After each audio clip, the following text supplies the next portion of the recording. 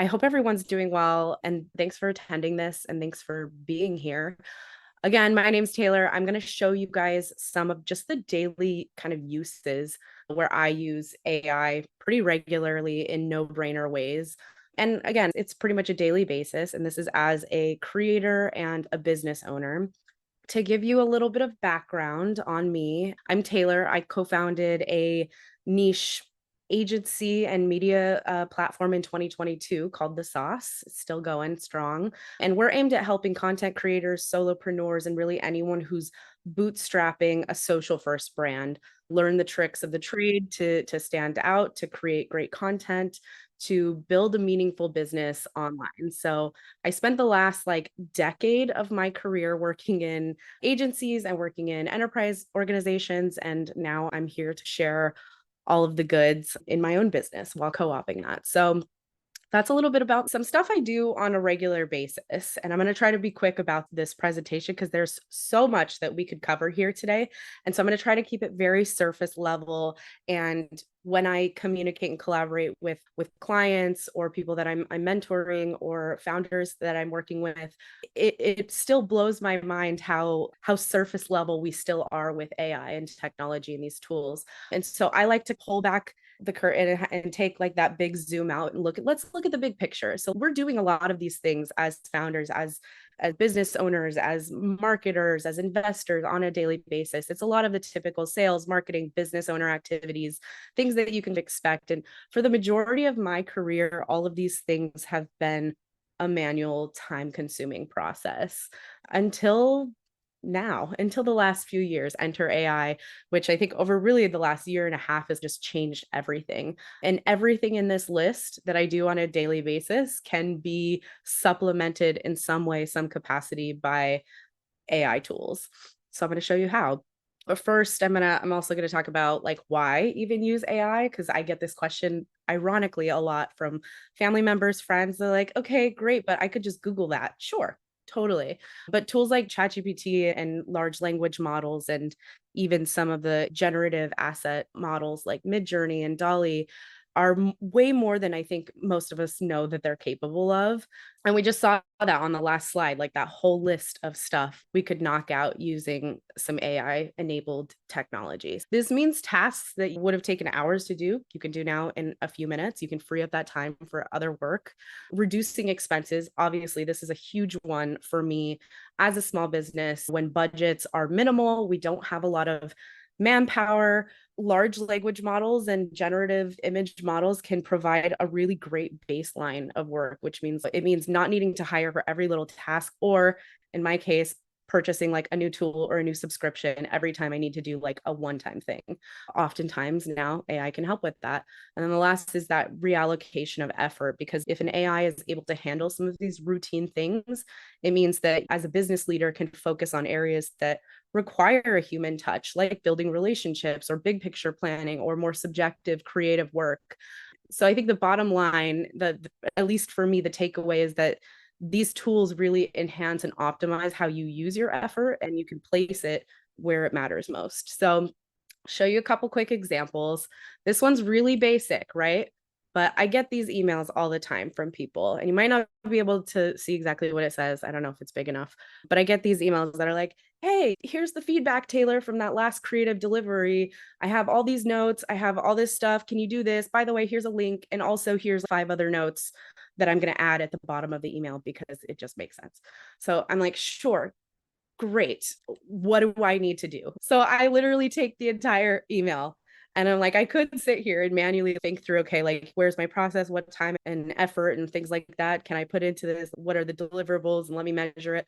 Instead, I'm just like, let's chat GPT it. So I copied and pasted the entire email, asked it to give me a clear summary of the action items for me as the creative lead on this project. It was definitely a lot more than I could have expected. But then around the halfway point, right around here in this video, I was like, why now I know exactly what I need to do. Why not just write my reply for me to the client, back to the client?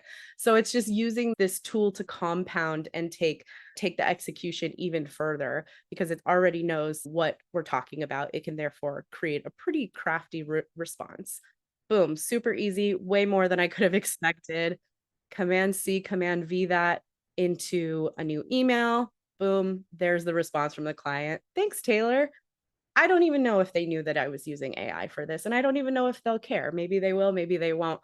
But for me as a creative, it removes the headache and clarifies my list of deliverables and just streamlines that communication process.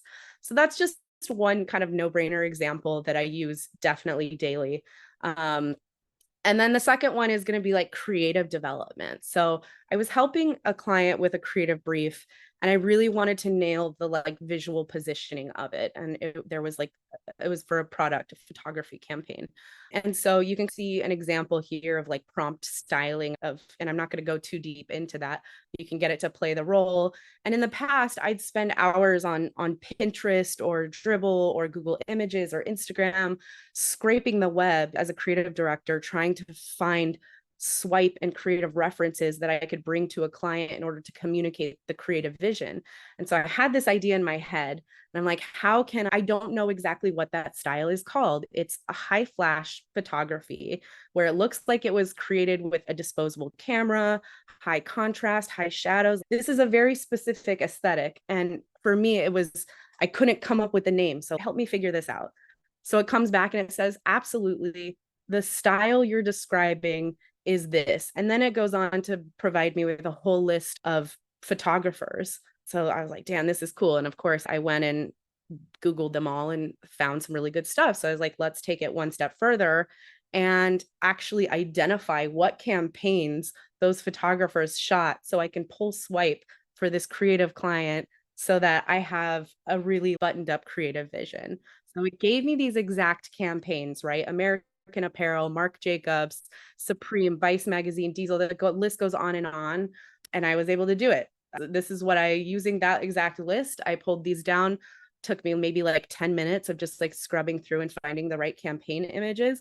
But this entire process that would have taken me a few hours as a creative or art director on a project like this, a few hours is very conservative. It probably would have taken me a whole day. And so this is just another example of how that like process gets so streamlined. And obviously creative is subjective, and in like formal client settings there's a lot of legwork involved, but for a quick concept like this it's really hard to beat. So that's the second example. Third example is content repurposing, which is the bane of so many creators, marketers, business leaders' existence, which is finding ways to repurpose and reuse the content that you're already putting out there in the world so that you don't have to recreate it every time and still get a big impact on it, right? I write a weekly newsletter every single week, and I'm always delivering the tools and the tips and the news based on headlines. And it's definitely a curation process that used to take me a few days to do, because this newsletter has been around for about a year and a half now. And I was able to actually create a process, which I actually recently talked about on Twitter. So happy to connect with anyone who wants the custom GPT for this. But I created a process where I'm prompting the objective in order to get this content for my weekly newsletter, where I'm saying, here's the general style and the format. Here's the purpose of what I'm looking to achieve, which is I want to create these like really usable bite-sized news snippets, but I want to be able to do it at scale because I have 12 of them in a newsletter. No problem. The second step was just adding the examples of the context. This was so important in the process for getting the AI to understand what is it that you're trying to emulate. And then from there, it's just please rewrite a snippet in everything that we just talked about, but on this news. So then I pasted in a news article about Meta's Threads product or Threads app and some updates going on there. And it created like a near perfect snippet, not the exact same way I would write it, let's be honest, but very close to where it didn't require a lot of like editing and a little bit here and there, which I always suggest giving a human edit to these things. But just like that, taking an entire concept or a news story, distilling it down into a bite-sized piece of information that I can then repurpose throughout my content is just, it's again, hard to beat that efficiency. So those are the three kind of big buckets I would say that I use every day, every week. I wanted to throw in a quick little overview of this graphic that I designed of just A lot of the AI tools that I use and recommend to people and am familiar with in my sphere right now, it can look a lot different from somebody who maybe works in like enterprise organizations. Enterprise right now, that's a larger scale, but for content creation, marketing, business design, and really like bootstrap founder use cases, this is the stack that I use. And it's a tree map bubbling up to the entities that own them because you got the big players up there. So that is pretty much it. I do have a creative toolkit. If anyone wants to grab that, you can scan the QR code. And that's just, it's a full list into my Notion database where I keep all of these goodies and try to sprinkle them out into the world when I can. You can also subscribe to my newsletter if you want. I would love that. Every week, I send out all of the tips, updates, news, and the big stuff happening in the creator space. So a lot of that encompasses AI, some of it encompasses what people creating on Instagram or YouTube need to know. So a good mix of all of it. And of course, find me on Twitter. My handle is SpaceCaseTay. So thank you so much. Happy to answer any questions as well. Great presentation. I put the links to her Twitter, Substack. Go subscribe, follow. Thank you so much. So our next expert is